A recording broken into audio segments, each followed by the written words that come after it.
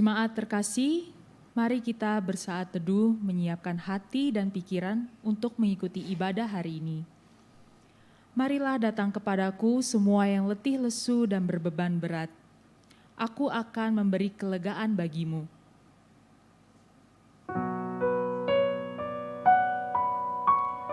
Marilah datang kepadaku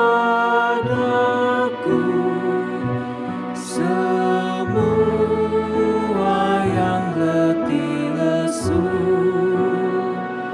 kan ku berikan kelegaan. Mari datang padaku.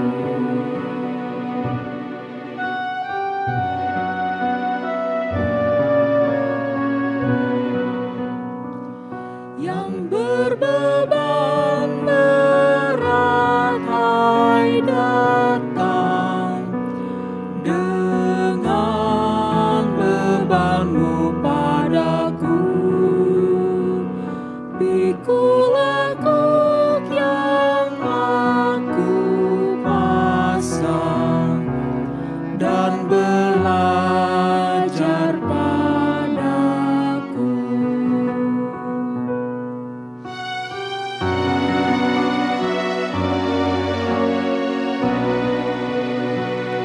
Aku lembut dan rendah hati, jiwamu ku beri lega.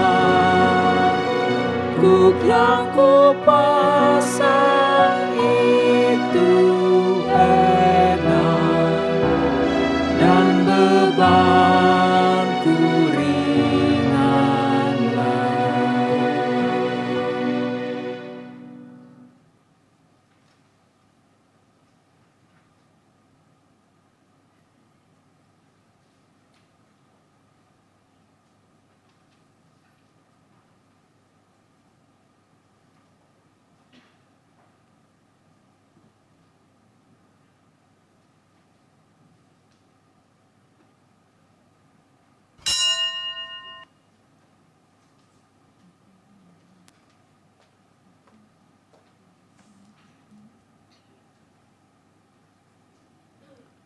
Selamat hari Minggu, Bapak, Ibu, dan saudara-saudara yang terkasih. Selamat beribadah bagi umat yang berada di gedung gereja. Minggu ini adalah minggu biasa. Tema ibadah pada hari ini adalah mengampuni tanpa batas. Firman Tuhan akan dilayankan oleh Pendeta Hizkia Anugrah Gunawan. Majelis Jemaat GKI Taman Aries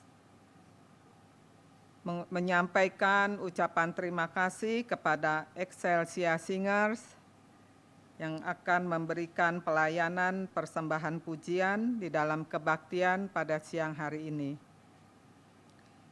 Diinformasikan juga bahwa pada tanggal 24 September 2023 pada kebaktian 3 akan diadakan pelantikan Panitia Natal 2023.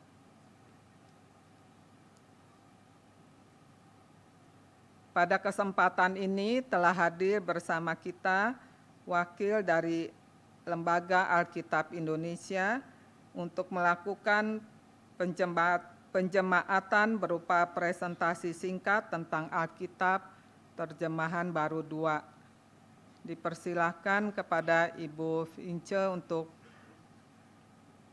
naik ke mimbar.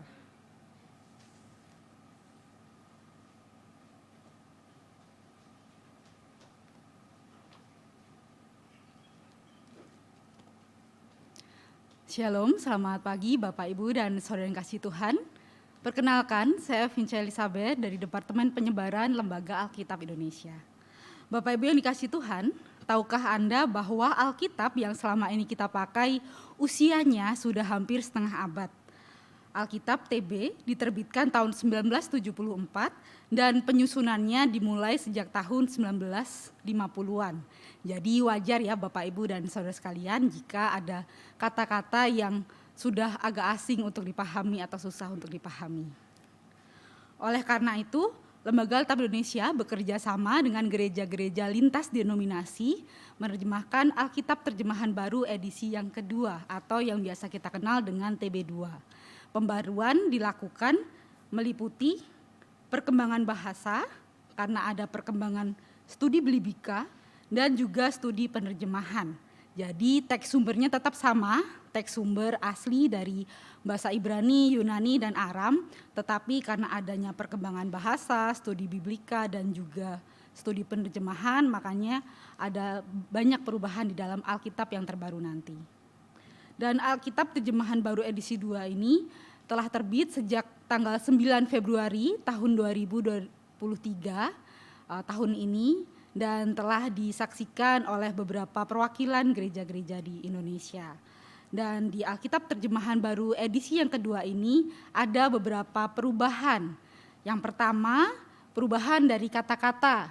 Kata-kata sehari-hari misalnya kata gantang, nah mungkin pernah kita baca Alkitab ada kata gantang, nah itu diganti dengan tempayan. Nah kalau kita baca Alkitab kan lebih gampang langsung ngerti kalau pakai kata tempayan ya. Kalau gantang tuh kadang masih ada yang mengartikan sebagai genteng gitu. Lalu kata memperanakkan diganti mempunyai anak. Lalu kata ipuh diganti dengan racun pahit. Nah itu lebih clear ya maknanya Bapak Ibu. Dan juga ada kata yang mengalami pergeseran makna. Atau yang dulu itu kata ini kesannya positif, tetapi karena zaman sekarang sudah banyak perkembangan bahasa, perubahan menjadi makna negatif. Misalnya kata perkara. Nah, kalau perkara kan sekarang ada perkara hukum gitu ya. Kalau zaman dahulu hal itu mungkin sudah biasa. Oleh karena itu diganti dengan kata perbuatan. Kemudian kata korban, karena sekarang korban bisa dipahami seperti orang yang menjadi korban seperti itu kan. Nah, itu diganti dengan kurban.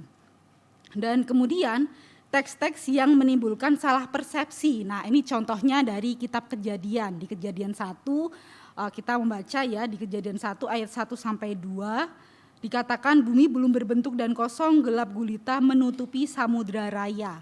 Nah kira-kira apa yang terlintas di benak kita ketika mendengar kata samudra raya?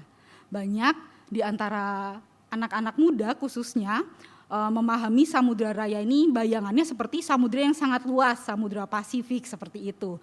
Nah padahal yang dimaksud samudra di kitab Kejadian ini adalah lautan yang ada di atas dan di bawah. Oleh karena itu di terjemahan baru edisi yang kedua diganti menjadi meliputi samudra semesta. Harapannya maknanya dapat lebih bisa diterima untuk menunjukkan bahwa air yang ada di atas dan air yang ada di bawah seperti itu. Dan semoga dengan demikian firman Tuhan dapat kita pahami lebih mudah dan buat kita semakin rajin ya membaca firman Tuhan karena kata-katanya yang lebih mudah dipahami. Dan selain itu Bapak Ibu yang kasih Tuhan, jika nanti masih ada ingin melihat-lihat terbitannya langsung di depan ada booth, nanti bisa melihat atau membelinya secara langsung. Setiap pembelian Alkitab akan diberikan free buku penjelasan singkat tentang pembaruan Alkitab Terjemahan Baru ini.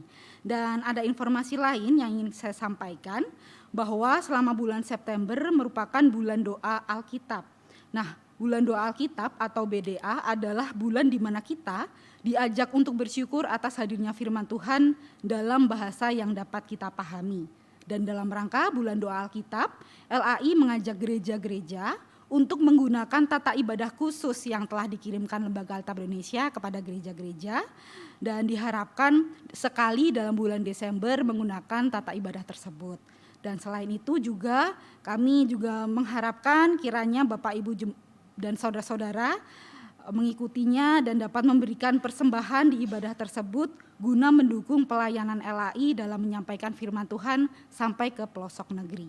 Demikian yang dapat saya sampaikan dan sebagai ucapan terima kasih kami akan berikan Alkitab Terjemahan Baru edisi 2 sebagai simbol bahwa Alkitab TB2 telah menjemaat di GKI Taman Aries.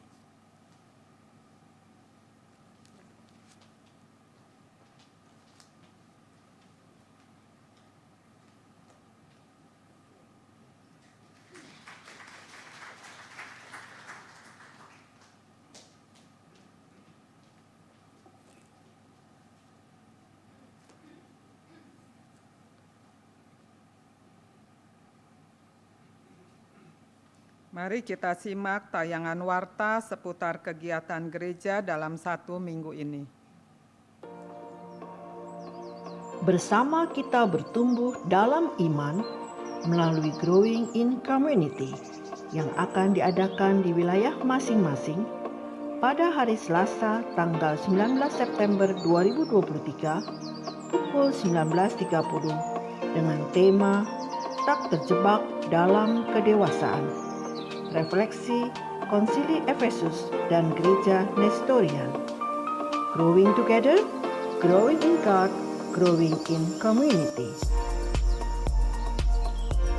Mari Bapak Ibu, Oma Opa, kita bersekutu di dalam rindu, riang dalam usia indah. Pada hari Jumat 22 September 2023 pukul 10 pagi. Firman Tuhan akan dilayankan oleh Pendeta Hizkia Anugrah Gunawan dengan tema Menilai Secara Apresiatif. Ditunggu ya Bapak Ibu, Oma Opa.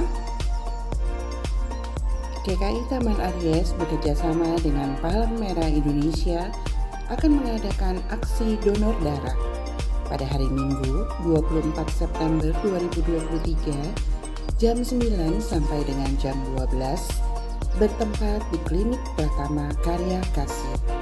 Mari Bapak Ibu, kita berpartisipasi dalam aksi ini. Setetes darah Anda berharga bagi sesama yang membutuhkan. Dalam rangkaian Bulan Keluarga, GKI Taman Aries mengadakan seminar kesehatan, pengenalan pengobatan akupunktur medis pada hari Minggu 1 Oktober 2023 jam 11.30 di Ruang Serbaguna lantai 2. Keterangan selengkapnya dapat menghubungi Panitia Bulan Keluarga atau nomor WA yang tertera di e-flyer. Mari kita membina keluarga menjadi sehat. Tuhan memberkati.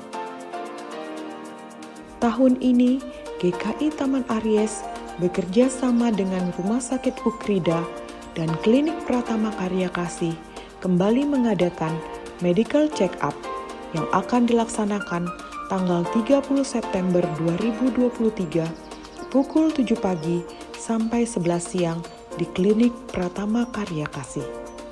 Pendaftaran dibuka mulai tanggal 10 September dan ditutup tanggal 24 September 2023. Pendaftaran dapat dilakukan dengan cara pertama, tautan yang dibagikan di grup WA GKI Taman Aries. 2. Scan barcode yang ada di dalam e-flyer. 3. Mendaftar di meja pendaftaran yang ada di depan setelah ibadah 1 dan 2. Mari Bapak Ibu, Saudara-saudari, periksakan kesehatan Anda. Tuhan memberkati. Jemaat terkasih, kini saatnya memilih penatua. Sebagai salah satu bentuk tanggung jawab kita agar misi kerajaan Allah dapat terus dilanjutkan melalui gerejanya, mari kita berpartisipasi dalam pemilihan penatua tahun pelayanan 2024 hingga 2027. Caranya dengan mengisi link yang telah dibagikan melalui WhatsApp Group atau melalui formulir yang tersedia di teras gereja. Mari Bapak, Ibu, saudara-saudara semua yang merasa bagian dari GKI Taman Aries, sebentar lagi kan kita akan ada pemilihan penatua. Itu merupakan suatu hal yang indah bagi kita kalau kita memang merasa mampu, dan pasti kita mampu. Alangkah baiknya kita ikutlah supaya bisa aktif, karena dari kita untuk kita, siapa lagi kalau bukan kita-kita yang supaya bisa ikut menjadi pelayanan di dalam keberlangsungan GKI Taman Aries. Mari, semangat! Hah? Kebaktian Esmo dibubarkan? Kenapa? Bubar? Kok bubar? Hah? Bubar? Hah? Bubar?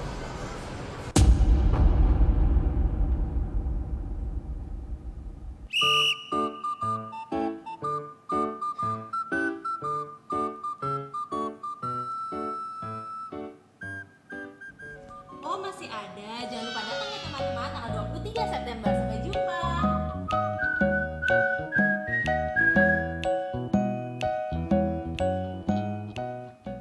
Hai semuanya, Bapak, Ibu, anak-anak, remaja, pemuda, dan oma opa, yuk ikutan Family Day di bulan keluarga GKI Taman Aries. Kita akan bersama-sama bersukacita, happy, healing di Cikwa, Cisarua Green World Adventure Puncak, Sabtu tanggal 28 Oktober 2023. Pokoknya bakal fun banget deh.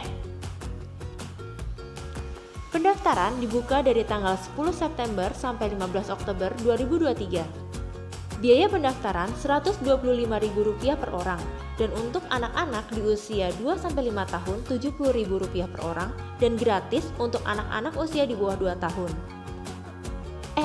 Kabar gembiranya, untuk yang daftar early bird di tanggal 10-17 September 2023 dapat harga spesial sebesar Rp100.000 per orang loh.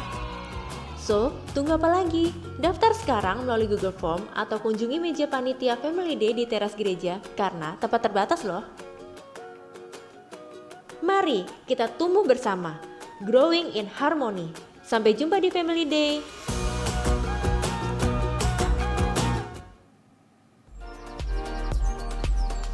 Demikian Warta Lisan hari ini.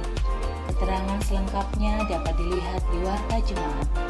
Mari kita siapkan hati untuk beribadah.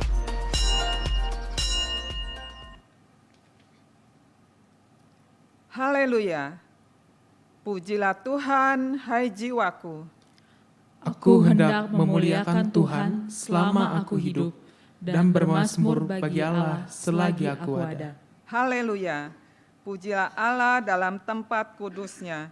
Pujilah Dia dalam cakrawalanya yang kuat. Biarlah segala yang bernafas memuji Tuhan. Haleluya.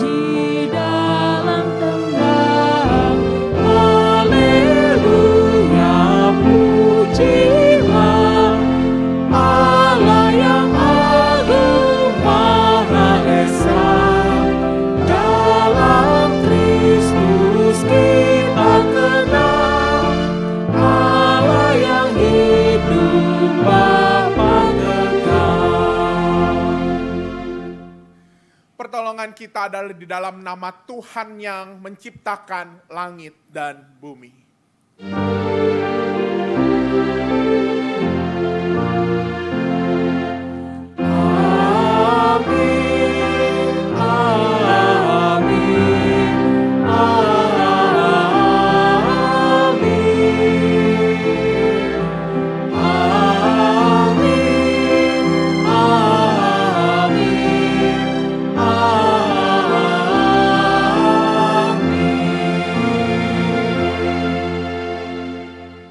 Beserta saudara. dan beserta saudara juga. Silakan duduk.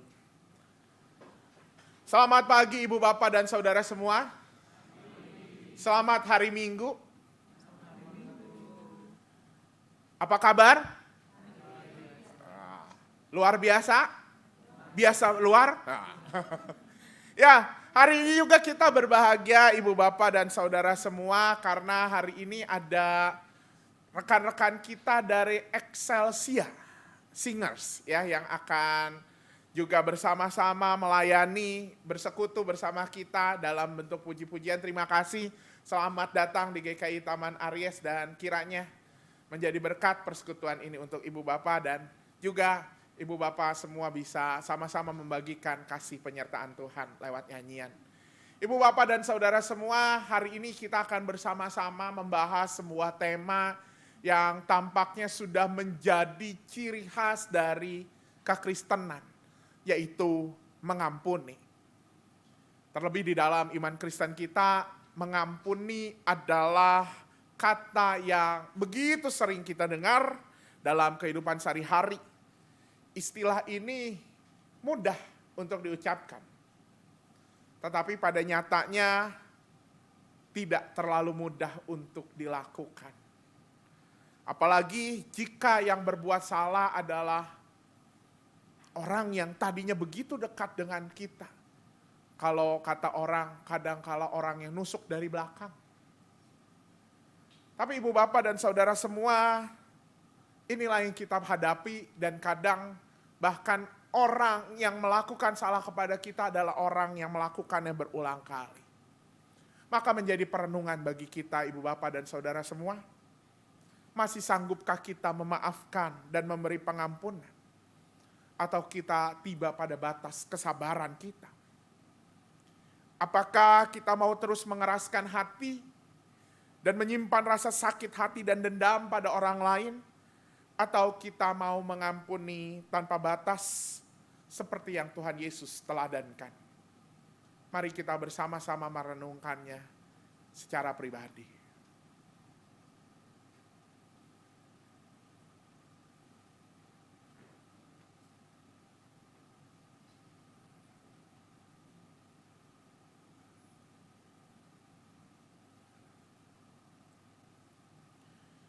Bapa yang baik,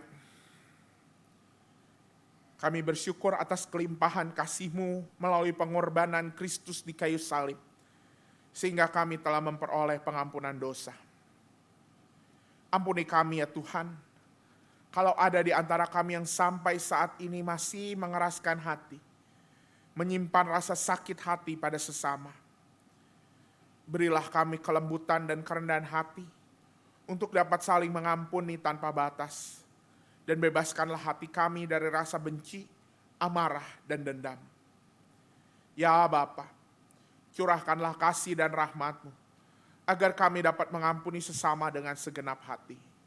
Di dalam nama Tuhan Yesus kami memohon. Amin.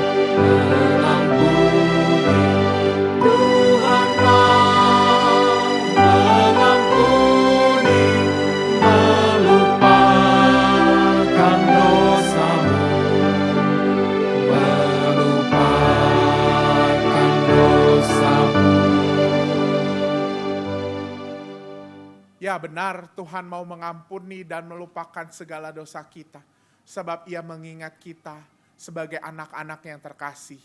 Roma pasal 4 ayat 7-8 pun menyatakan kepada kita anak-anaknya, berbahagialah orang yang diampuni pelanggaran-pelanggarannya, yang ditutupi dosa-dosanya. Berbahagialah manusia yang kesalahannya tidak diperhitungkan Tuhan kepadanya. Di dalam Kristus engkau telah diampuni. Di dalam Kristus engkau pun telah diampuni. Damai Kristus bagimu. Damai Kristus bagimu juga.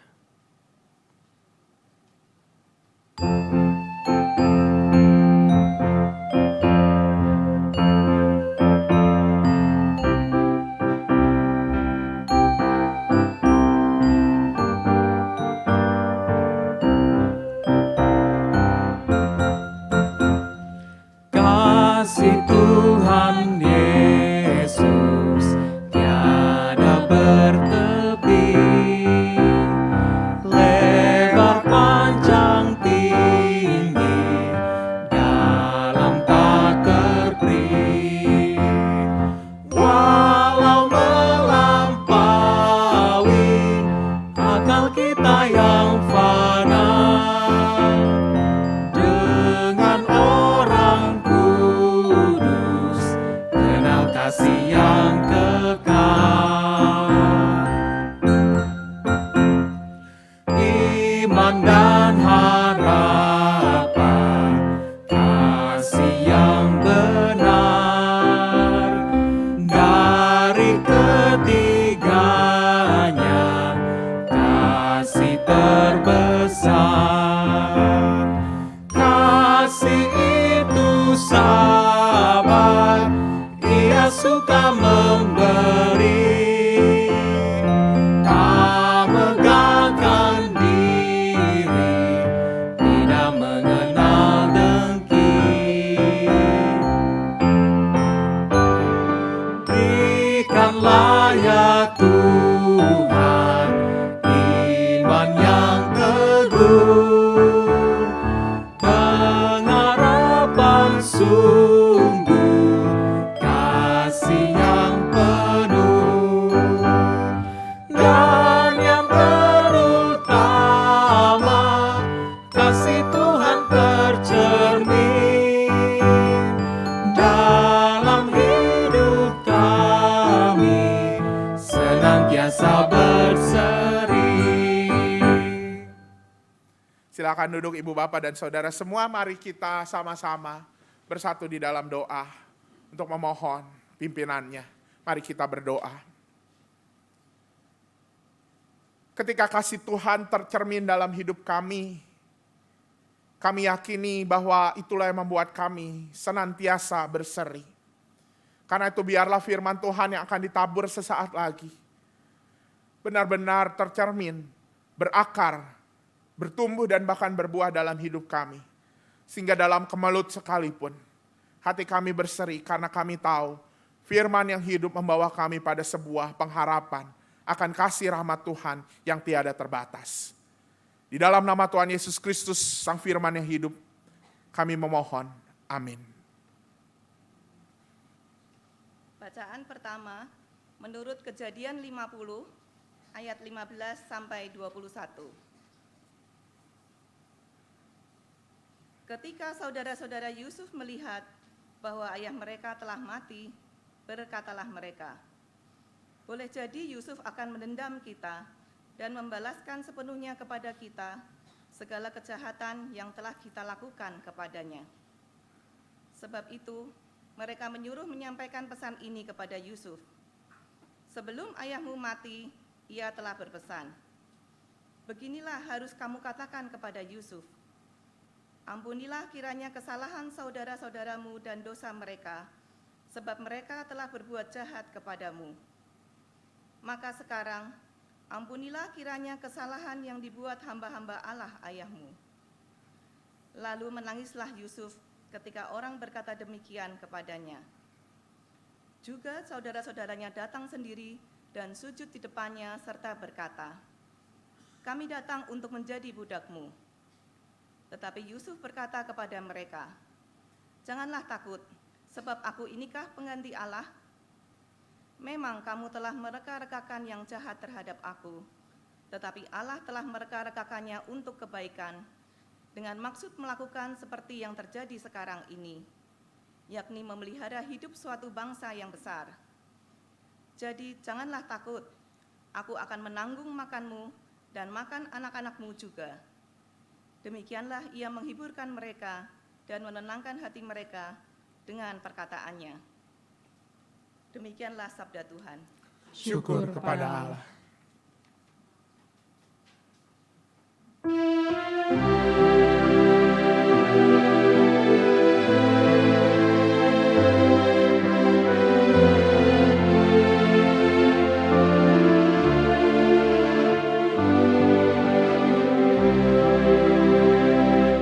Tuhan itu pengasih dan penyayang, panjang sabar, berlimpah kasih setia, tak selalu Tuhan itu menuntut, tak selamanya Dia memendam kepada kita. Tuhan itu pengasih dan penyayang, panjang sabar, berlimpah kasih setia, tak selalu Tuhan itu menuntut, tak selamanya Dia mendekat kepada kita.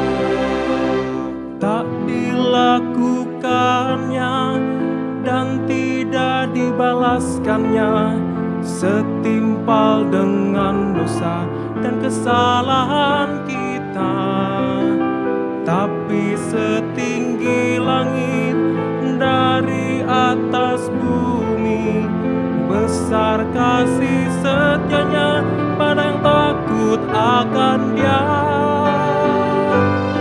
Tuhan itu pengasih dan penyayang, panjang sabar, berlimpah kasih setia, tak selalu Tuhan itu menuntut, tak selamanya Dia mendekat kepada kita. Sejauh timur dari barat, demikianlah Tuhan menjauhkan dari kita pelanggaran kita. Bagai Bapa sayang kepada anak-anaknya, Tuhan sayang pada orang yang takut akan Dia. Tuhan itu pengasih dan penyayang, panjang sabar, berlimpah kasih setia, tak selalu Tuhan itu menuntut, tak selamanya Dia memendam kepada kita.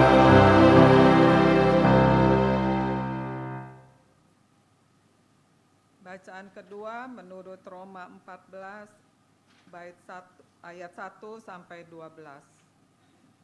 Roma 14 ayat 1 sampai 12.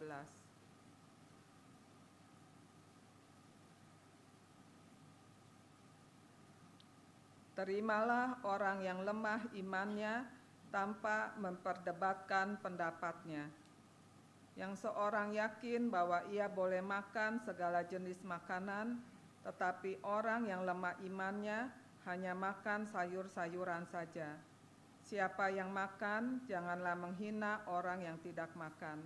Dan siapa yang tidak makan, janganlah menghakimi orang yang makan, sebab Allah telah menerima orang itu.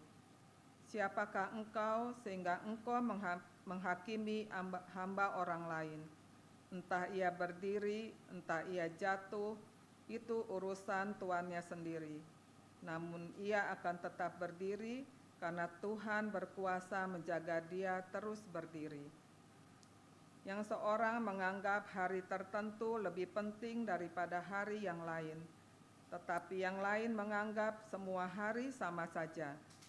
Hendaklah setiap orang benar-benar yakin dalam hatinya sendiri. Siapa yang berpegang pada suatu hari yang tertentu, ia melakukannya untuk Tuhan. Siapa yang makan, ia melakukannya untuk Tuhan, sebab ia mengucap syukur kepada Allah. Siapa yang tidak makan, ia melakukannya untuk Tuhan, dan dia juga mengucap syukur kepada Allah. Sebab tidak ada seorang pun di antara kita yang hidup untuk dirinya sendiri, dan tidak ada seorang pun yang mati untuk dirinya sendiri. Sebab jika kita hidup untuk Tuhan, dan jika kita mati untuk Tuhan. Jadi baik hidup atau mati, kita adalah milik Tuhan. Sebab untuk itulah Kristus telah mati dan hidup kembali, supaya ia menjadi Tuhan baik atas orang-orang mati maupun atas orang-orang hidup. Namun mengapa engkau menghakimi saudaramu? Atau mengapa engkau menghina saudaramu? Sebab kita semua harus menghadap tahta pengadilan Allah. Sebab ada tertulis, demi Aku yang hidup, demikianlah firman Tuhan, semua orang akan bertekuk lutut di hadapanku, dan semua orang akan memuliakan Allah. Demikianlah setiap orang di antara kita akan memberi pertanggungjawaban atas dirinya sendiri kepada Allah. Demikianlah sabda Tuhan. Syukur kepada Allah. Injil Tuhan kita Yesus Kristus menurut Matius pasal 18 ayat 21 sampai 35. Matius pasal 18 ayat 21 sampai 35 saya akan membacakan dari Alkitab LAI TB2. Kemudian datanglah Petrus dan berkata kepada Yesus, Tuhan, sampai berapa kali aku harus mengampuni saudaraku jika ia berbuat dosa terhadap aku? Sampai 7 kali? Yesus berkata kepadanya, bukan, aku berkata kepadamu, bukan sampai 7 kali, melainkan sampai 70 kali 7. Sebab kerajaan surga seumpama seorang raja yang hendak mengadakan perhitungan dengan hamba-hambanya. Setelah ia mulai mengadakan perhitungan itu, dihadapkanlah kepadanya seorang yang berutang 10.000 talenta. Karena orang itu tidak mampu melunasi utangnya, tuannya itu memerintahkan supaya ia dijual beserta anak istrinya dan segala miliknya untuk pembayar utangnya. Lalu sujudlah hamba itu menyembah dia, katanya, sabarlah dahulu, semuanya akan kulunasi. Tergeraklah hati tuannya oleh belas kasihan, sehingga ia membebaskannya dan menghapuskan utangnya. Ketika hamba itu keluar, ia bertemu dengan seorang hamba lain yang berutang 100 dinar kepadanya. Ia menangkap dan mencekiknya, katanya, bayar utangmu. Sujudlah kawannya itu dan memohon kepadanya, sabarlah dahulu, utangku itu akan kulunasi. Namun ia menolak, lalu pergi dan menyerahkan kawannya itu ke dalam penjara sampai ia melunasi utangnya. Melihat itu hamba-hamba yang lain sangat sedih, lalu menyampaikan segala yang terjadi kepada tuan mereka. Kemudian tuan itu menyuruh memanggil orang itu dan berkata kepadanya, hai hamba yang jahat, seluruh utangmu telah kuhapuskan karena engkau memohon kepadaku. Bukankah engkau pun harus mengasihani kawanmu seperti aku telah mengasihani engkau? Tuannya itu pun marah dan menyerahkannya kepada algojo sampai ia melunasi seluruh utangnya. Demikian juga yang akan diperbuat oleh Bapakku di surga terhadap kamu, apabila kamu masing-masing tidak mengampuni saudaramu dengan segenap hati. Demikianlah Injil Yesus Kristus. Berbahagia buat setiap kita yang mendengarkan firman Allah dan yang memeliharanya. Haleluya.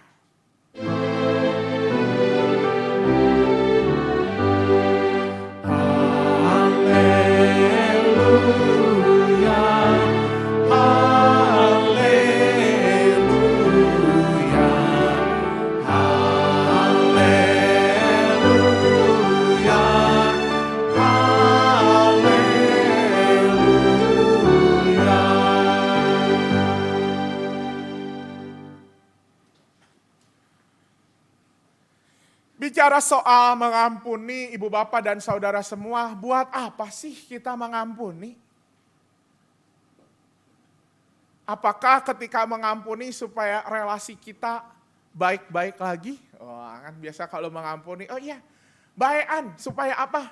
Supaya kalau ketemu enggak canggung lagi, betul? Apakah memang mengampuni supaya relasi kita baik lagi? Kayaknya belum tentu ya. Ada juga justru yang setelah saling bermaaf-maafan, malah jadi apa? Jauh-jauhan. Dibuka sih bloknya, tapi apa? Udah gak saling WA-an lagi. Atau justru memang ketika kita mengampuni, ya kita mengampuni, kali-kali orang yang kita ampuni hidupnya berubah. Ibu bapak, kalau kita membayangkan tujuan mengampuni hanya untuk bicara soal hidup orang lain berubah, ya kali jadi bertobat sesuai dengan kehendak Tuhan. Hati-hati, siap capek hati dan siap menyesal dengan pengampunan yang kita berikan. Itu makin enggak dijamin. Bisa jadi pengampunan kita berikan tapi orang tidak berubah. Dan mungkin di dalam kehidupan kita sehari-hari, kita pernah melakukan dan pernah merasakan hal itu. Saya teringat dengan seorang rekan yang juga ada di dalam pergumulan, memiliki sedikit konflik, mungkin sedikit perbedaan lah dengan rekan lainnya gitu ya, di dalam sebuah kelompok mereka, kelompok kerja mereka gitu ya. Dan kemudian, aduh gimana sih kalau saling ketemu yang ada saling sindir. Waktu rapat saling sindir gitu ya, dan segala macam. Lalu kemudian akhirnya dipertemukan dan mereka, ya kita udah saling bermaaf-maafan. Kita udah saling mengampuni. Tapi kemudian dia berkata, tapi sekarang udah kalau dia ngajak apa-apa, pokoknya gak mau urusan banyak lagi sama dia. Ibu bapak dan saudara semua, ketika saya mendengar hal itu, hati saya langsung bergumul. Pengampunan, apa sih tujuannya? Apakah sekadar formalitas? Oh ya kita saling mengampuni karena kita Kristen. Karena kita Kristen kan katanya kita harus saling mengampuni. Ya udah, yang penting udah saling memaafkan, saling mengampuni. Tapi akhirnya terkesan hanya formalitas, karena habis mengampuni, ya udah masing-masing.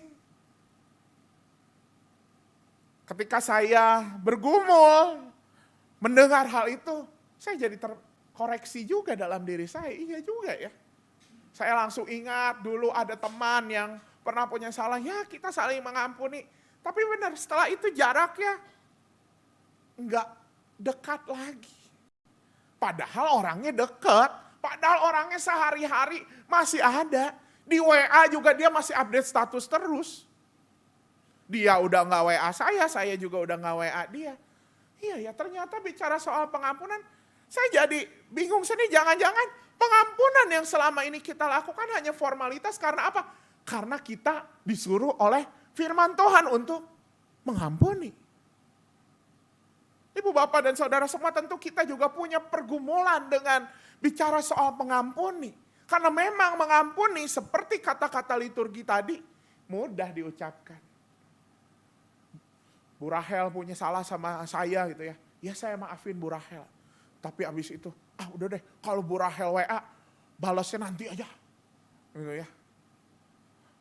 Udah deh pokoknya kalau pas Bu Rahel tugas saya minta tukeran sama Pak Rinto gitu ya. Itu yang kadang terjadi di dalam berbagai situasi hidup kita. Karena memang ketika mengampuni itu adalah sesuatu yang menantang hidup kita. Gimana gak menantang sih? Siapa Bapak Ibu yang hatinya mau disakiti? Yang hatinya mau dilukai? Gak ada. Kita pasti ada trauma ketika berhadapan dengan orang yang pernah berdosa sama kita. Sehingga kemudian kita menjauh. Tapi kemudian sikap itu membuat saya bergumul. Jadi apa tujuan mengampuni? Kalau memang akhirnya mengampuni hanya berhenti soal formalitas. Kalau mengampuni akhirnya hanya berhenti karena apa?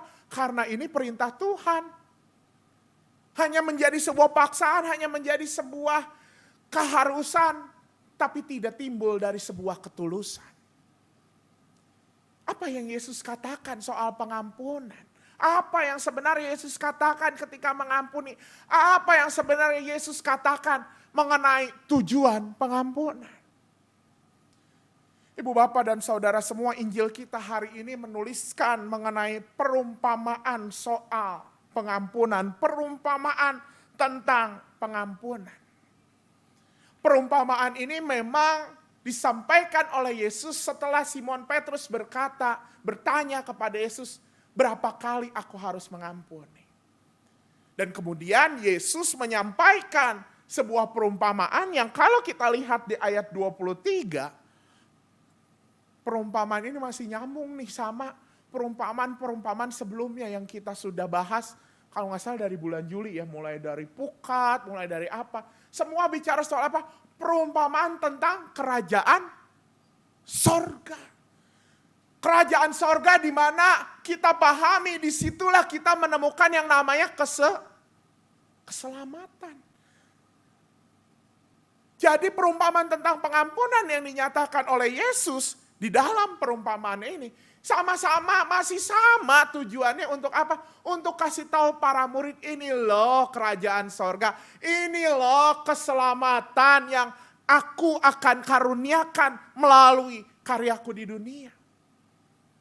Dan apa yang disampaikan dalam perumpamaan ini? Tersebutlah ada seorang raja yang sedang perhitungan dengan hamba-hambanya. Lalu ada seorang hamba yang berhutang. Berapa dinar, Ibu, Bapak, dan Saudara semua? Berapa talenta? 10.000 talenta. Bapak Ibu, ada yang bisa bayangin 10.000 talenta itu segimana? Apakah 10.000 talenta itu sama dengan uang merah itu 10.000 rupiah? 10.000 talenta, Ibu, Bapak, dan Saudara semua, satu talenta sendiri itu nilainya 6.000 dinar.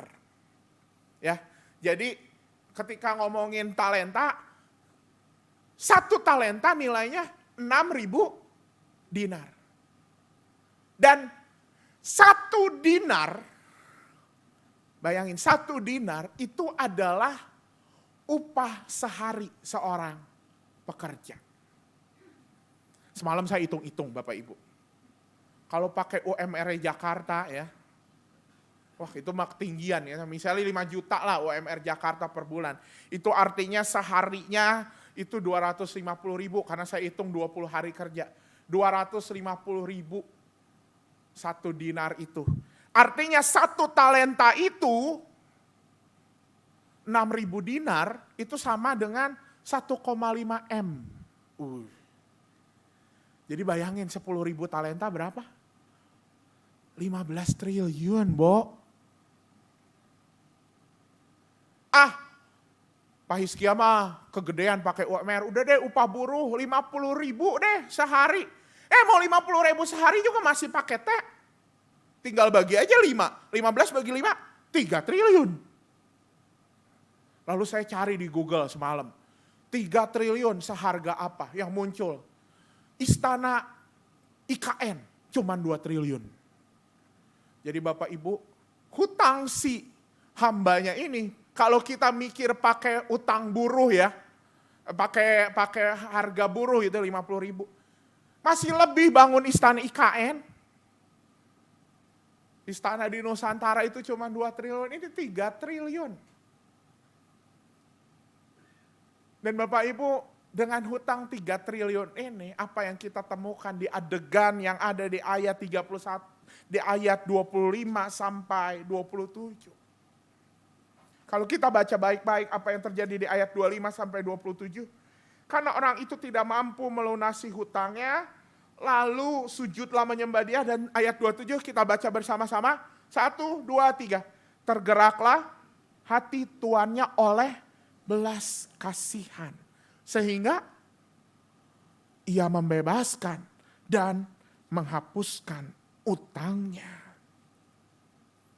3 triliun. Bu, kalau ada yang ngutang sama ibu 3 triliun, Bu dari Eklesia yang baju hitam, gimana Bu, mau dibebasin gak Bu? 3 triliun Bu. Hah? Wah, udah bisa keliling dunia ya Bu.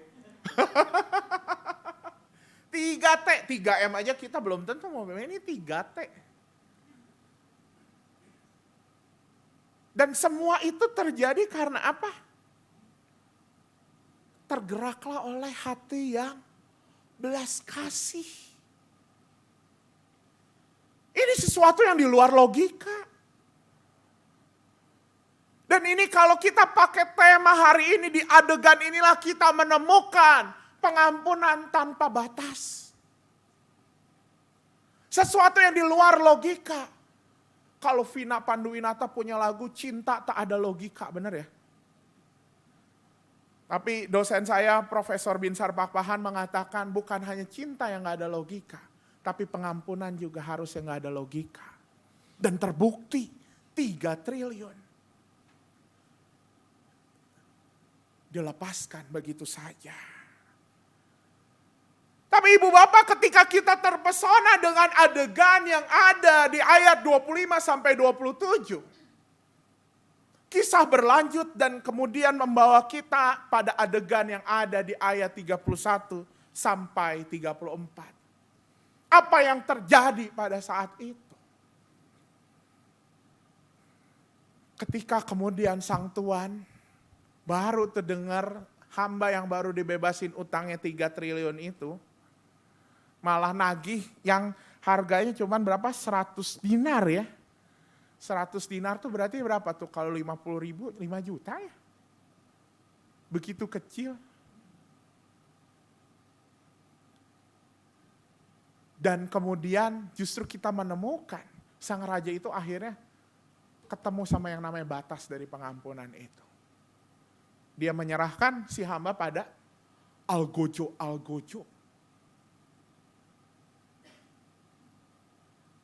Pengampunan kok rasanya saya juga bingung, kenapa akhirnya yang tadinya memperlihatkan sebuah pengampunan yang tidak berbatas, ketika sang raja melihat hati, tergeraklah hatinya oleh belas kasihan. Tapi ketika ia mendengar seseorang ternyata yang diampuni tidak berubah, akhirnya ia menemukan sebuah batasnya. Apakah Tuhan kita seperti itu, Ibu Bapak dan Saudara semua? Saya yakin kalau nyanyian Mazmur 103 memang kita imani, dia tidak mendendam. Lalu apa artinya dari perumpamaan ini? Ibu Bapak dan Saudara semua, sekali lagi perumpamaan ini justru ingin mengajarkan kepada kita semua mengenai pengampunan. Pengampunan yang sejati bukan dilihat dari apakah kemudian orang itu berubah. Apakah relasi kemudian menjadi baik kembali? Apakah ada sebuah perubahan situasi hidup? Itu semua membuat pengampunan menjadi terbatas. Tapi apa yang membuat pengampunan menjadi tidak terbatas? Ketika pengampunan itu digerakkan oleh hati yang berbelas kasih. Perumpamaan ini Ibu Bapak dan Saudara semua ingin menyampaikan kepada kita, inilah wajah kerajaan Allah. Inilah wajah keselamatan yang telah Tuhan karuniakan kepada kita. Wajah pengampunan yang telah Tuhan karuniakan kepada kita. Sebuah wajah pengampunan yang asalnya berasal dari hati Tuhan yang berbelas kasih Bukan karena kuat kita, bukan karena hebat kita, bukan karena kita udah bisa mengampuni begitu besar, bukan. Tapi karena apa? Karena hati. Perumpamaan ini ingin memperlihatkan bagaimana pengampunan dan hati memiliki keterkaitan satu sama lain. Dan bahkan di ayat yang terakhir, di ayat 35, Yesus mengatakan bahwa inilah yang akan terjadi jika kamu tidak mengampuni saudaramu dengan segenap hatimu. Bukan sekadar jikalau kamu tidak mengampuni, titik, enggak. Tapi ada dengan segenap hatimu. Apa artinya ibu bapak dan saudara semua? Ternyata tujuan dari sebuah pengampunan adalah ketika manusia bisa memiliki hati yang berbelas kasih, hati yang sepenuh hati, dapat merasakan keselamatan dari Tuhan. Ibu bapak, ini bukan soal telur atau ayam mana yang duluan. Nah, kalau teka-teki ini bapak ibu, grup telur atau grup ayam? Atau kelompoknya malah saya bubur campur atau bubur ini ya, bubur pisah. Bubur diaduk atau itu tim mana? Ini bukan soal. Jadi yang benar mana Pak? Hati dulu yang tergerak baru pengampunan atau pengampunan dulu baru hati yang tergerak? Sama aja. Sama aja ya gimana? Memang untuk pengampunan kita butuh hati yang tergerak. Tetapi ketika pengampunan ada, hati kita pun akan bertumbuh di dalam belas kasih. Perhatikan baik-baik ibu bapak. Memang ketika kita ada di dalam pengampunan, ketika kita mau mengampuni tanpa batas. Jauhkan itu dari standar, oh mengampuni karena dia udah berubah dan segala macam. Jauhkan dari itu. Kita bisa mengampuni hanya karena dari hati yang tergerak oleh belas kasih. Tetapi di dalam pengampunan, hati yang belas kasih itu pun akan semakin bertumbuh. Bertumbuh, hati kita akan semakin bertumbuh dalam belas kasih. Dan akhirnya hati kita dikuasai. Hati kita bisa menjadi hati yang memusatkan diri kita pada apa? Kerajaan sorga yang membawa keselamatan. Ibu bapak dan saudara, inilah tujuan dari pengampunan. Tujuan dari pengampunan adalah supaya hati kita merasakan keselamatan dari Tuhan. Dan kalau bicara soal keselamatan dari Tuhan, gak perlu diragukan lagi ibu bapak. Itu bukan soal hidup yang serba enak terus. Itu bukan soal hidup yang ada di dalam kekayaan terus. Tapi hati yang selamat bicara soal hidup yang kekal. Hidup yang terus punya harapan di tengah berbagai situasi. Hidup yang terus hidup di tengah kematian kemelut sekalipun. Dan pengampunan menjadi cara kita untuk mengelola hati kita untuk memiliki keselamatan itu. Ketika kita mengampuni, kita sedang menjaga hati kita. Ketika kita mengampuni, kita sedang menumbuhkan belas kasih. Sekali lagi ini bukan bicara soal mengampuni, oh relasi saya jadi berubah, oh hidup saya jadi berubah. Buang jauh-jauh. Karena kalau kita masih terpaku pada itu, pengampunan kita akan menjadi berbatas. Tapi pengampunan yang tidak terbatas adalah pengampunan yang berasal dari hati. Dan itu yang dilakukan, itu yang ditunjukkan oleh Yesus Kristus ketika mengampuni kita semua. Ibu bapak dan saudara semua, coba kita bayangkan. Berapa sering kita menyakiti hatinya. Baru tadi pengakuan dosa ngomong Tuhan ampunilah supaya kami tidak mengeraskan hati, betul? Ada litaninya. Pulang gereja ngelihat Alkitab suami istri. Pengen yang warna ungu, pengen warna hitam. Saling mengeraskan hati. berantem untuk beli Alkitab.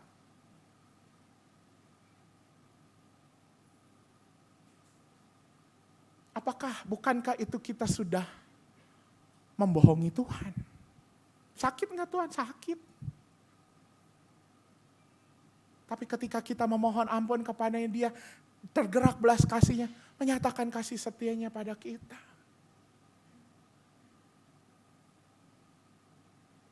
Dan kasih setia bukan habis, tapi kasih setia justru makin besar, makin berlimpah, dan makin bertumbuh. Maka itu juga yang bisa kita lakukan. Apa ketika kita mau mengampuni? Mengampuni adalah cara, tujuan dari mengampuni adalah agar hati kita bertumbuh dalam belas kasih untuk merasakan keselamatan. Karena itu ibu bapak dan saudara semua. Lalu bagaimana? Ingat-ingat selalu ketika kita mau menjaga hati. Ingat-ingat selalu. Kita lihat apa yang terjadi di dalam Injil dan teks-teks Alkitab kita hari ini. Yang pertama, pengampunan adalah menjaga hati ketika apa? Pengampunan justru menjadi ruang untuk kita belajar pengendalian diri.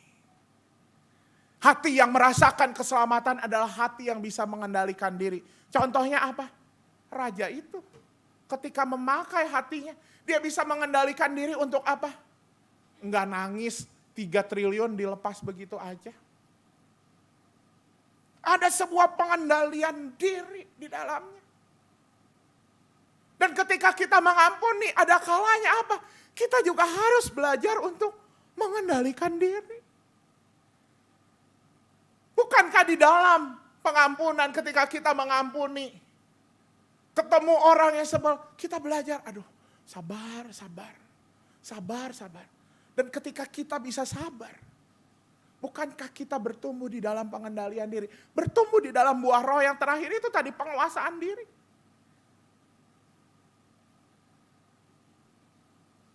Dan ketika kita mengendalikan diri, kita juga semakin memurnikan mana yang menjadi kehendak diri kita dan mana yang menjadi kehendak Allah.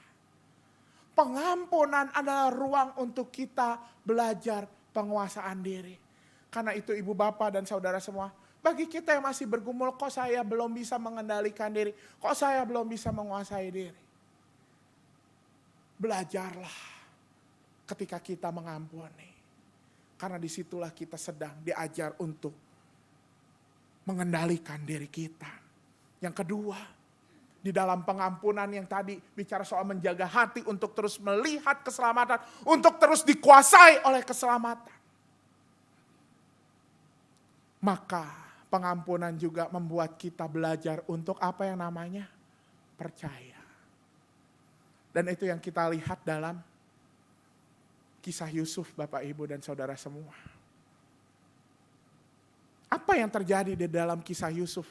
Di ayat pasal 50 ayat yang terakhir. Kemarin waktu di Rindu sempat dibahas sama Penatua Mario. Ayat ini. Karena peristiwa bagaimana ia dikucilkan oleh saudara-saudaranya, bagaimana saudara-saudara berlaku jahat kepada dia. Apa yang kemudian Yusuf katakan? Tapi biarlah semua ini berlalu karena ternyata Tuhan mereka-rekakan yang baik. Orang mereka-rekakan yang jahat, tapi aku melihat bahwa Tuhan mereka-rekakan yang baik. Bukankah itu timbul dari hati yang percaya? Dan itu kapan terjadi? Ketika Yusuf mampu mengampuni. Ibu bapak dan saudara, ketika hari ini ibu bapak dan saudara mungkin juga ada di dalam pergumulan untuk mengampuni orang. Mungkin ada yang di dalam pertanyaan seperti tadi yang saya ungkapkan di awal khotbah, ngapain ngampuni, capek hati, malah takut terluka lagi. Maka percayalah ketika kita belajar untuk mengampuni, di situ kita sedang belajar untuk apa? Percaya pada Tuhan. Ketika kita belajar untuk mengampuni, di situ kita sedang belajar untuk melihat apa karya Tuhan yang sedang terjadi dalam hidup kita. Memang mengampuni adalah membuat kita untuk semakin percaya, bertumbuh dalam rasa percaya. Itu yang kedua. Dan yang ketiga, yang terakhir, Ibu Bapak dan Saudara semua. Ketika kita mau menjaga hati untuk terus melihat keselamatan itu, maka kita akhirnya akan menyadari bahwa pengampunan juga adalah ruang untuk kita semakin merasakan cintanya Allah. Cinta itu kan gak pernah terdefinisikan. Tapi cinta itu hanya bisa dirasakan. Modelnya seperti apa, setiap orang merasakan yang berbeda. Kalau hal ini saya selalu mengingat relasi antara orang tua dengan anak. Papa mama saya dengan saya. Saya gak bisa mendefinisikan gimana model cinta mereka. Tapi yang saya bisa rasain apa? Ya cuman saat merasakan. Dan itu yang kemudian saya tiru untuk saya menyatakan cinta pada sesama. Kan gak mungkin saya ke jemaat menyatakan cinta, aku cinta kamu. Wah, bisa semua gitu ya, cewek apapun cowok itu bahaya gitu ya. Tapi karena saya merasakan cinta, maka saya bisa mengekspresikan cinta itu. Dan itu bertumbuh ketika apa? Hari ini kita belajar, itu bertumbuh ketika kita ada di dalam pengampunan. Dan itu yang dikatakan di dalam Mazmur 103. Tuhan itu pengasih dan penyayang, penuh rahmat terhadap semua ciptaannya. Ia tidak mendendam. Pemazmur merasakan bagaimana ia pun bertumbuh di dalam cinta Allah. Untuk merasakan, untuk mengetahui kemudian bagaimana saya bisa mengampuni orang lain. Ibu Bapak dan Saudara semua, kan tiap orang punya cara berbeda untuk mengampuni. Setiap orang punya masalah yang berbeda. Tapi ketika kita merasakan cinta Allah, kita akan diberi hikmat untuk kemudian kita bersama-sama mengetahui cara untuk kita mengampuni orang lain. Ibu Bapak, menutup perenungan pada pagi hari ini, saya teringat kembali dengan dua tokoh yang pernah saya gunakan ilustrasinya, cerita nyatanya dalam khotbah di YKB bulan Mei 2021. Saat itu mungkin kita masih ada ikut ibadah online di YKB. Dua tokoh itu adalah cerita tentang Mary Johnson and Osea Israel. Siapakah Mary Johnson dan Osea Israel? Pada tahun 1993, Mary Johnson memiliki seorang anak berusia 20 tahun yang bernama Laramiun Butte. Anak satu-satunya, anak tunggal. Dan pada tahun 1993 ia harus menghadapi kenyataan bahwa anaknya itu dibunuh oleh Osea Israel. Tahun 1993. Lalu Mary Johnson kesaksian. Dari tahun 1993 itu dia terus bergumul sama yang namanya mengampuni. Karena yang dia tahu apa?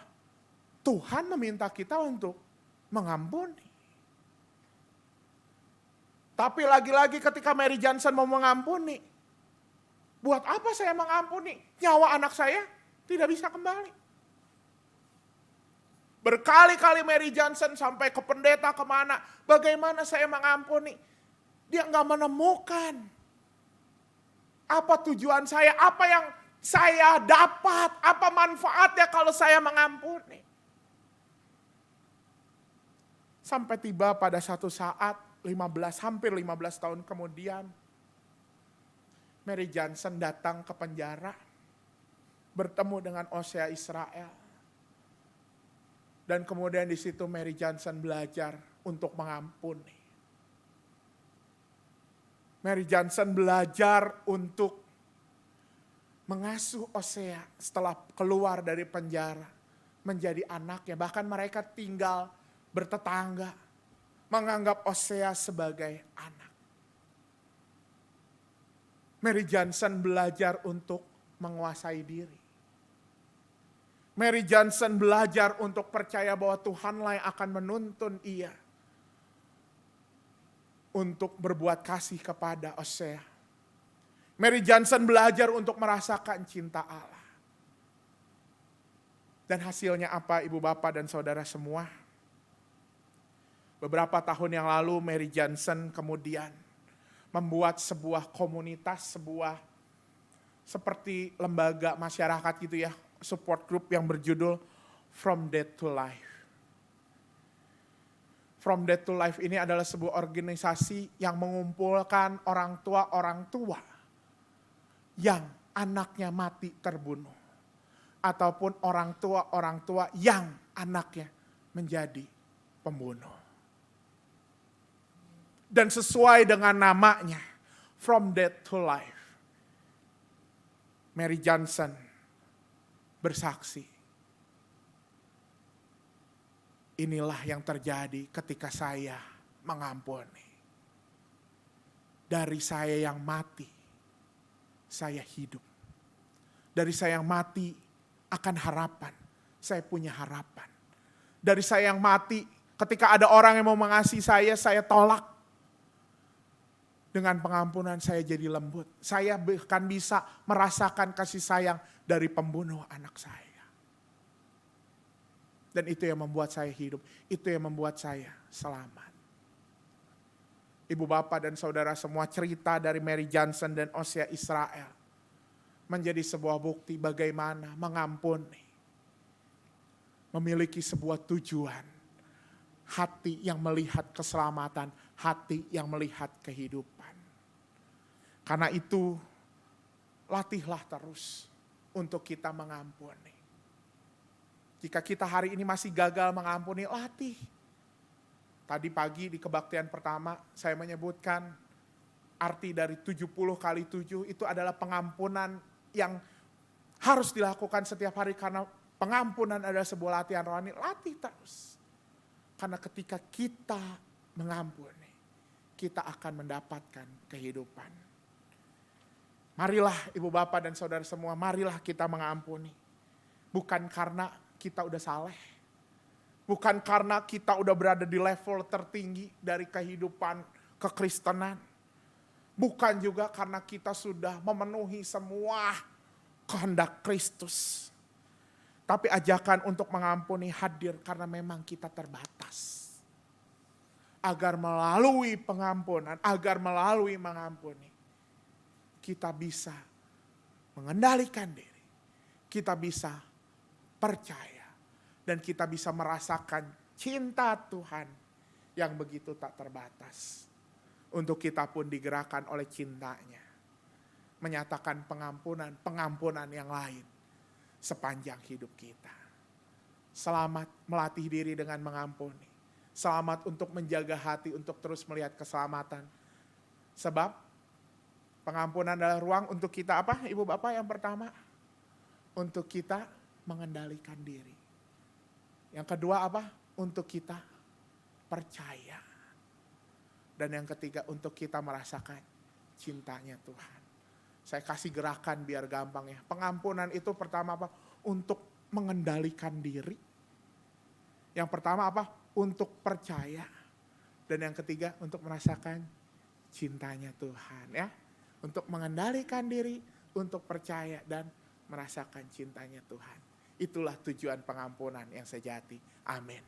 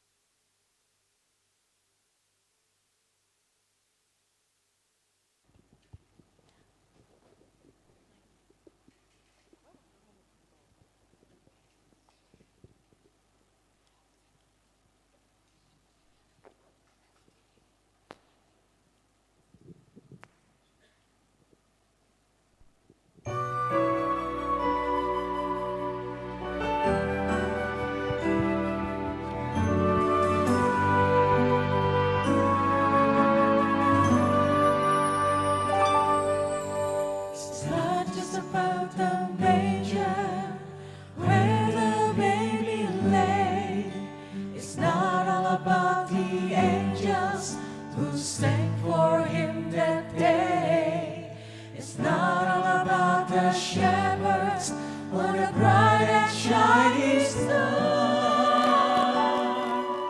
It's not all about the wise men who traveled from afar.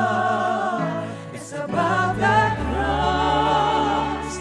It's about my sin. It's about how Jesus came to be born once so that we could be born again. It's about the stone that was rolled away so that you and I could have real life someday. It's about the cross.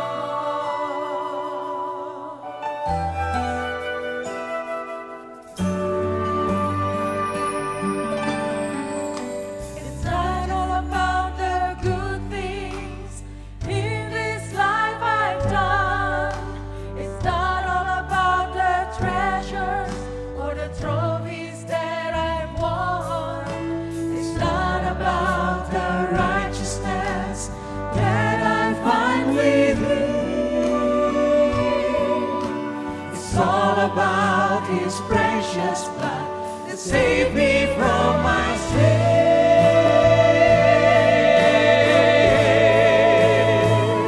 It's about that cross. It's about my sin. It's about how Jesus came to be born once so that we could be born again. It's about the stone that was rolled away so that you and I could have real life someday. It's about the cross. The beginning of the story is wonderful and great, but it's the ending that can save you, and that's why we celebrate.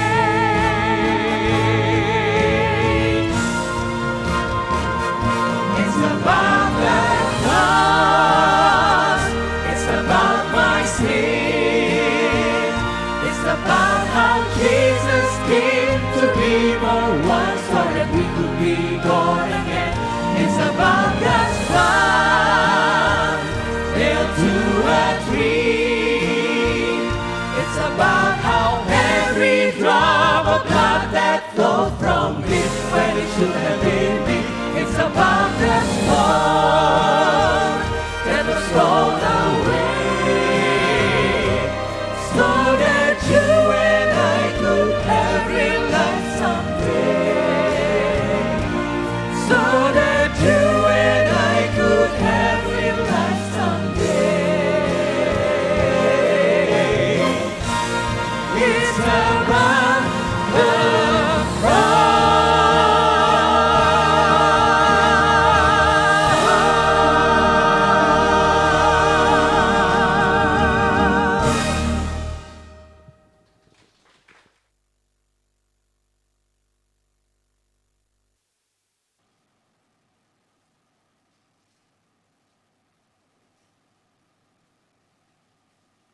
Marilah kita bersama dengan umat Allah di masa lalu, masa kini, dan masa depan, mengingat janji baptisan kita dengan mengikrarkan pengakuan iman rasuli.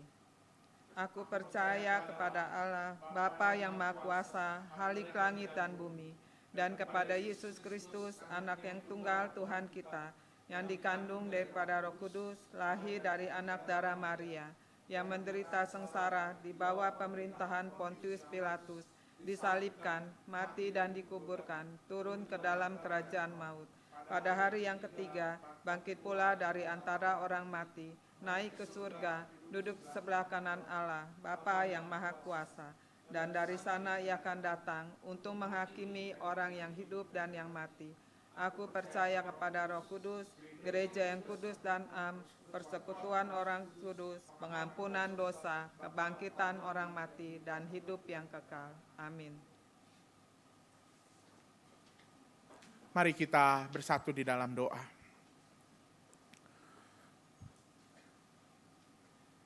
Kami menyadari ya Tuhan, panggilan yang Engkau nyatakan melalui tema hari ini, mengampuni tanpa batas, adalah panggilan yang tidak mudah. Kami sudah mengenal panggilan untuk mengampuni sejak kami mengenal Kristus, sejak kami kecil, sejak kami muda.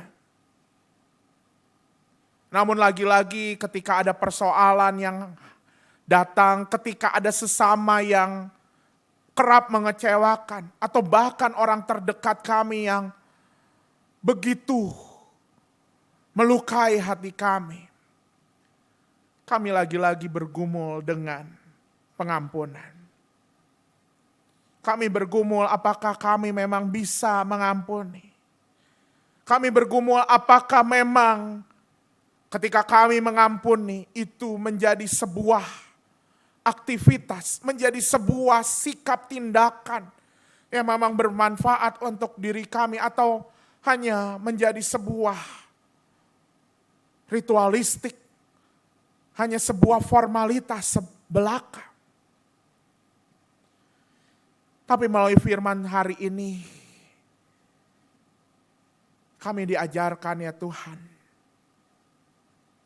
karena memang panggilan untuk mengampuni, panggilan yang ditujukan pada kami sebagai orang-orang yang penuh dengan keterbatasan.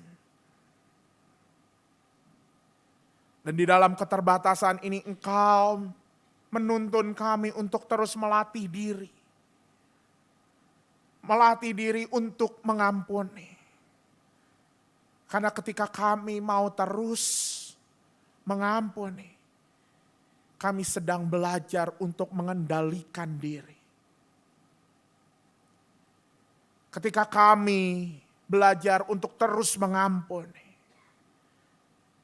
kami sedang belajar untuk percaya dan peka pada kehendak Tuhan. Dan bahkan ketika kami mengampuni,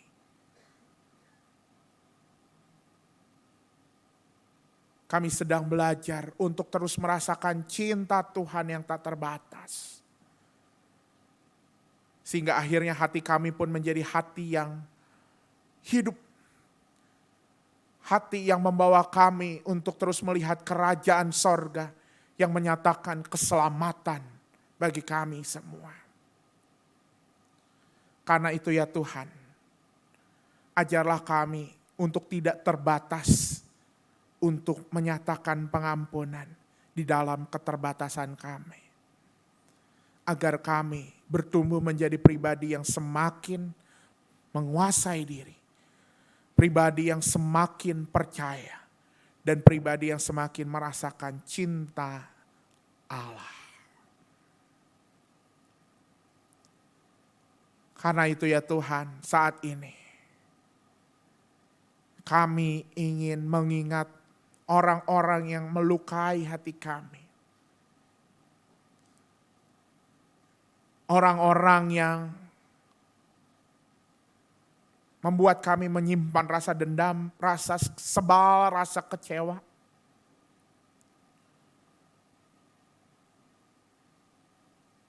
Dan Tuhan tolong agar kami terus tidak patah arang untuk mengampuni.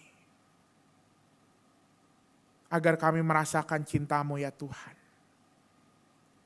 Jangan biarkan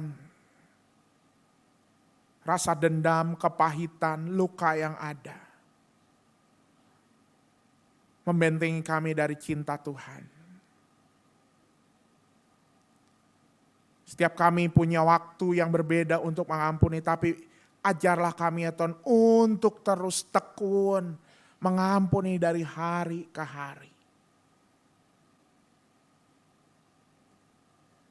Dan kiranya pada kesempatan ini kami ingin berdoa, biarlah mereka yang menyakiti, mereka yang melukai hati kami, kiranya berkat Tuhan hadir, kasih Tuhan hadir, mengetuk hati mereka dan mengetuk hati kami.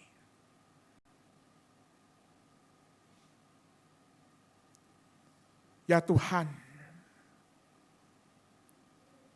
mungkin itu adalah keluarga kami. Mungkin itu adalah sahabat kami. Kiranya ya Tuhan, cinta kasih-Mu saja yang mendobrak kedegilan-kedegilan hati kami. Ya Tuhan, pada saat ini kami juga ingin berdoa untuk gereja ini ya Tuhan. Kiranya gereja-Mu ini juga dapat terus menyebarkan berita pengampunan, pendamaian bagi setiap orang. Kiranya orang-orang Kristen, gereja-gereja di seluruh Indonesia, gereja-gereja yang bahkan harus menghentikan aktivitasnya oleh karena masyarakat-masyarakat yang tidak mendukung. Kiranya ya Tuhan, gereja-Mu tetap bisa menyatakan pengampunan, menyatakan kasih. Dan mereka tetap berjuang dengan kehendak-Mu ya Tuhan, dengan cara-Mu ya Tuhan. Kiranya persekutuan mereka tetap terjalin. Persekutuan di antara anggota tetap terbangun. Menjadi sebuah persekutuan yang saling mengampuni. Kami juga berdoa ya Tuhan untuk bangsa dan negara kami. Ada kalanya kami juga bersikap apatis, cuek terhadap bangsa dan negara. Karena kami kecewa. Atau bahkan ada di antara kami yang terluka oleh karena tragedi yang berlalu di masa lalu. Tapi biarlah ya Tuhan, kami mau terus memiliki hati yang mengampuni bagi bangsa dan negara kami. Saat kami juga mau mengambil bagian dalam kehidupan bernegara kami, mau mendoakan bangsa dan negara kami, mau mendoakan pemerintahan kami, dan bahkan kami mau berpartisipasi dalam pemilu sebagai bentuk nyata kami, karena kami ingin terus mencintai bangsa dan negara kami dan merasakan cinta kasih Tuhan melalui bangsa dan negara kami. Hari ini juga ya Tuhan, kami bersyukur untuk kehadiran saudara kami, sahabat Excelsia Singers. Kiranya sebagaimana nyanyian yang mereka nyanyikan, biarlah melalui nyanyian berita pengampunan-Mu juga tersebar dan semakin meneguhkan banyak orang untuk terus melatih diri di dalam pengampunan. Dan semakin meneguhkan setiap orang untuk merasakan cinta-Mu. Inilah ya Tuhan doa kami yang jauh dari sempurna. Kami akhiri doa ini di dalam nama Tuhan Yesus yang telah mengajarkan kami untuk berdoa. Bapa kami yang di surga, dikuduskanlah nama-Mu, datanglah kerajaan-Mu, jadilah kehendak-Mu di bumi seperti di surga. Berikanlah kami pada hari ini makanan kami yang secukupnya. Dan ampunilah kami akan kesalahan kami, seperti kami juga mengampuni orang yang bersalah pada kami. Dan janganlah bawa kami dalam pencobaan, tetapi lepaskanlah kami daripada yang jahat.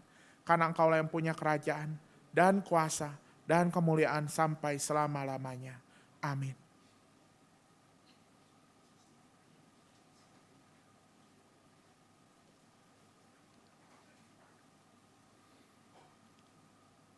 Jemaat terkasih, marilah kita menyatakan rasa syukur kita kepada Tuhan dengan menghayati pengajaran firman yang disampaikan dalam 1 Tawarikh 29 ayat 14. Sebab siapakah aku ini dan siapakah bangsaku, sehingga kami dapat mampu memberikan persembahan sukarela seperti ini. Sebab daripadamulah segala-galanya, dan dari tanganmulah sendirilah persembahan yang kami berikan kepadamu. Kita dapat membawa persembahan syukur dengan cara mengirimkannya melalui rekening GKI Taman Aries, dengan scan kris atau memasukkan amplop persembahan di kantong persembahan yang akan diedarkan selama pelayanan persembahan. Dalam rangka bulan doa Alkitab 2023, maka pada kebaktian umum 17 dan 24 September, umat diberi kesempatan untuk memberikan persembahan khusus ke LAI melalui amplop putih atau transfer scan kris dengan kode unik 011.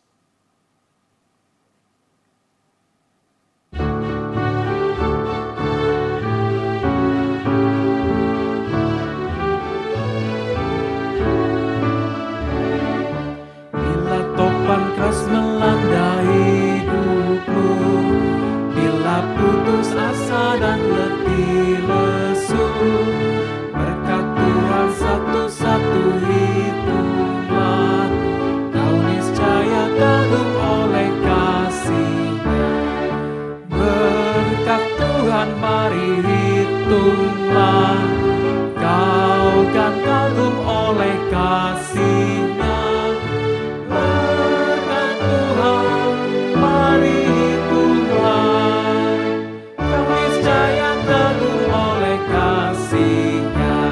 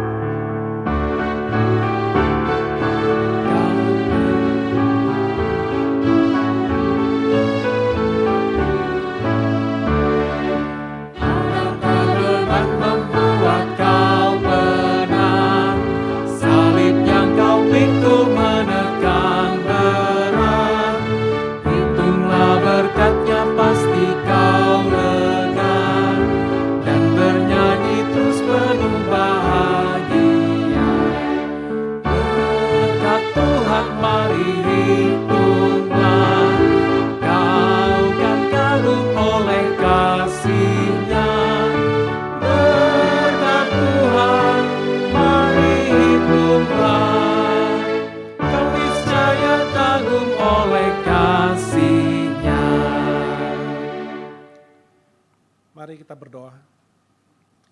Ya Allah, sumber kasih dan berkat, kami bersyukur atas anugerah dan kebaikan-Mu sepanjang hidup kami. Saat ini kami membawa persembahan sebagai rasa ucapan syukur. Kiranya persembahan ini dapat mendukung pelayanan dan menjadi saluran berkat di tengah umat dan lingkungan sekitarnya. Tuhan, pakailah hidup kami agar kami dapat senantiasa menyatakan cinta kasih Kristus kepada sesama. Di dalam Kristus kami berdoa dan mengucap syukur. Amin. Amin.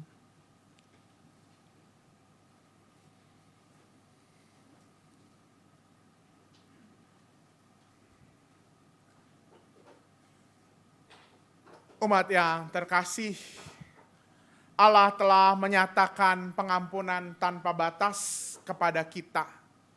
Oleh karena itu, jadilah jalan berkat dan pancarkan cahaya Kristus saat kita dapat terus menekuni pengampunan tanpa batas. Sebab pengampunan itu melatih kita untuk mengendalikan diri, untuk semakin percaya dan merasakan cinta Tuhan. Dan itulah yang membuat kita, membawa kita pada keselamatan dari kematian pada kehidupan. Kehidupan bagi diri kita maupun bagi sesama kita.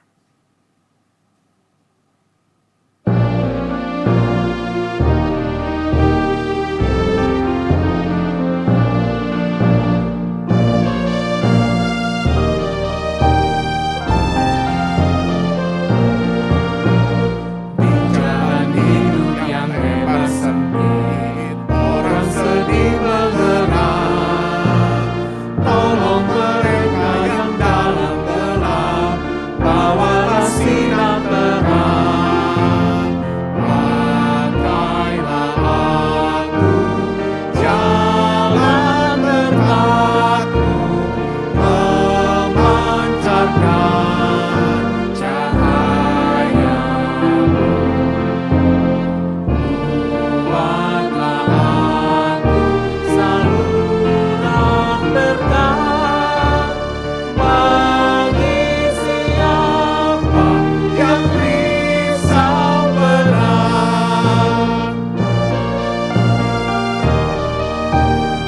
kaum perempuan.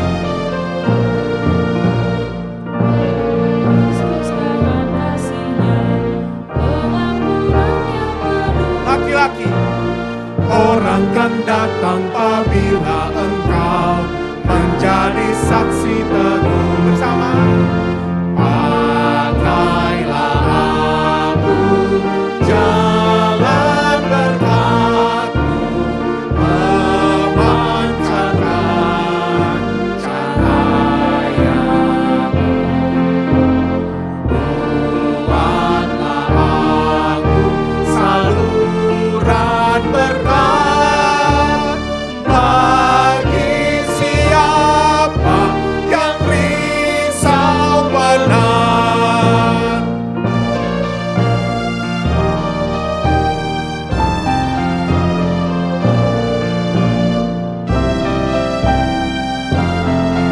Kaum laki-laki, Seperti Tuhan memberi padamu dan mengasihi di kaum perempuan.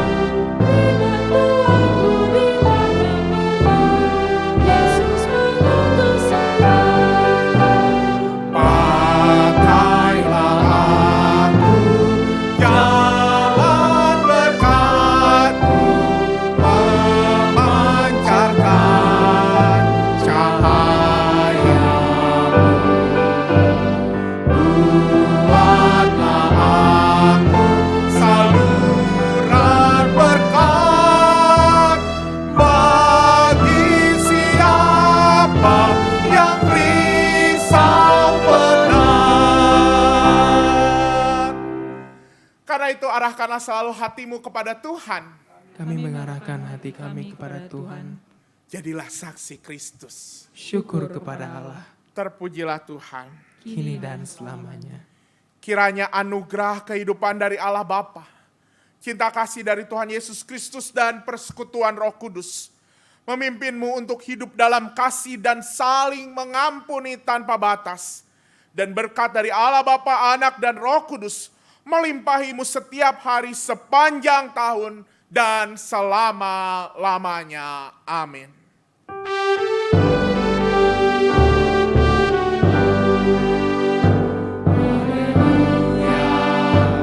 Haleluya, haleluya, amin. Di setiap kata dan karyaku, haleluya, amin. Haleluya, haleluya, amin. Di setiap kata dan karyaku, haleluya, amin.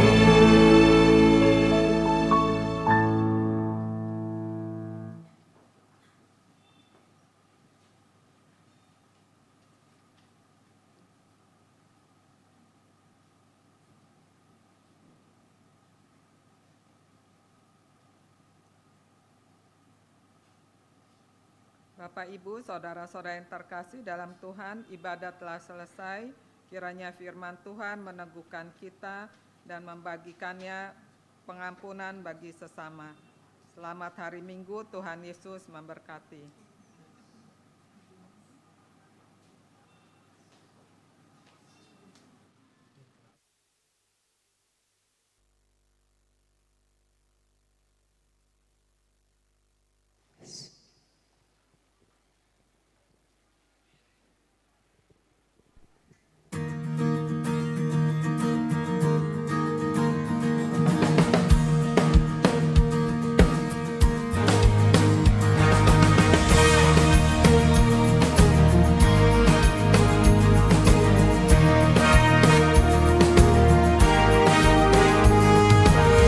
To the King of glory and light, all praises to the only giver of life, our Maker. The gates are open wide, we worship you.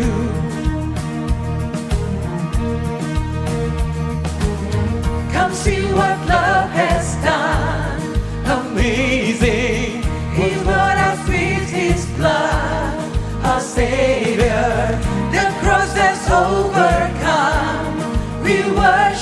you. Shout, Hosanna, Jesus is Savior.